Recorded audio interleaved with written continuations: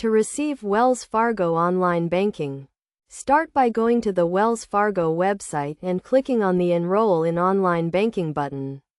This will take you to a secure page where you will need to provide some personal and account information to verify your identity. You will need your Wells Fargo account number or debit card number, as well as your social security number or tax identification number. Once you have entered this information, you will be prompted to create a username and password for your online banking account.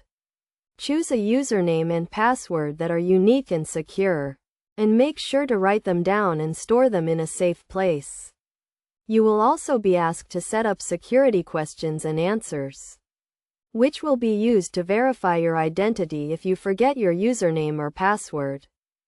After you have completed the enrollment process, you will be able to log in to your online banking account and start managing your finances.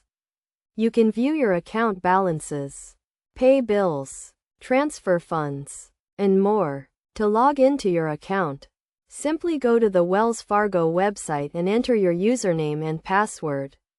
You can also download the Wells Fargo mobile banking app to access your account on the go. Best practices for using Wells Fargo online banking include regularly checking your account activity, monitoring your account balances, and setting up account alerts to notify you of any suspicious activity. It is also important to keep your username and password secure, and to never share them with anyone.